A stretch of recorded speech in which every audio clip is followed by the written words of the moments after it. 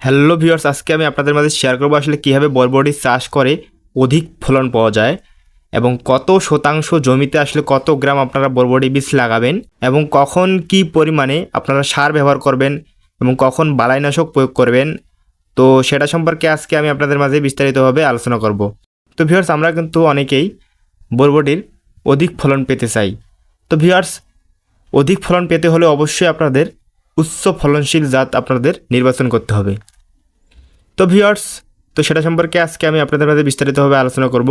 তো ভিউয়ার্স, এখন বরবটির সিজন, এই সময় বরবটি চাষে চমৎকার ফলন পাওয়া যায়। তো নতুন চাষিরা আসলে কীভাবে আপনারা বরবটি চাষ করবেন তো সেটা আপনাদের বলবো। তো যারা বরবটি চাষ করেন বা করবেন তো অবশ্যই আপনারা আমাদের এই ভিডিওটি শেষ পর্যন্ত দেখবেন।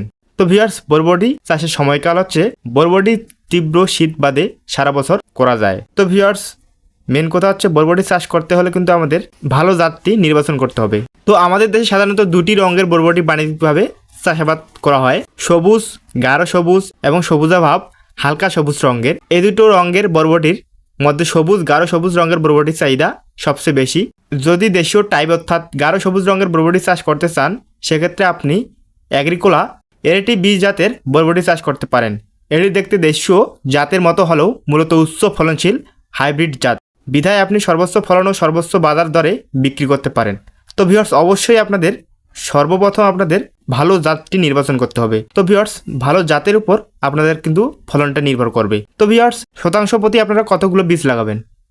তো ভিউয়ার্স, বপনের ধরন অনুযায়ী শতাংশ প্রতি আপনারা 30 থেকে 40 গ্রাম বীজ লাগাবেন। তো ভিউয়ার্স, বরবটি চাষে সার ব্যবস্থাপনা, মালচিং পেপার দিয়ে চাষের ক্ষেত্রে জমি প্রস্তুতির সময় এবং মালচিং পেপার ছাড়া করলে 10 থেকে 12 দিন বয়সে চারায় সার দিতে হবে।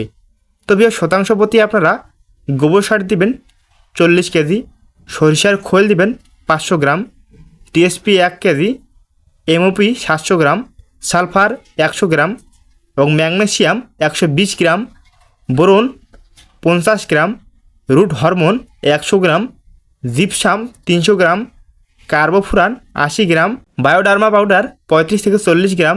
তা ভিউয়ার্স, এই পরিমাণে আপনারা সার প্রয়োগ করবেন এবং চারার বয়স যখন 20 দিন হবে তখন আপনারা ইউরিয়া দিবেন 500 গ্রাম, মনোজিঙ্ক 50 গ্রাম, হাইগোল্ড বা হিউমিক অ্যাসিড 100 গ্রাম। তো ভিউয়ার্স, 20 দিনের পরে গাছের বয়স যখন 40 থেকে 50 দিন হবে তখন আপনারা দিবেন ডিএপি 1 কেজি, এমওপি 500 গ্রাম এবং ইউরিয়া 250 গ্রাম। তো ভিউয়ার্স, এই পরিমাণে আপনারা সার প্রয়োগ করবেন। তো ভিউয়ার্স, অবশ্যই আপনাদের এই দিকটি লক্ষ্য রাখতে হবে যে সঠিক সময়ে সঠিক সারটি পড়ছে কিনা। অবশ্যই আপনারা সঠিক সময়ে সঠিক সারটি প্রয়োগ করবেন।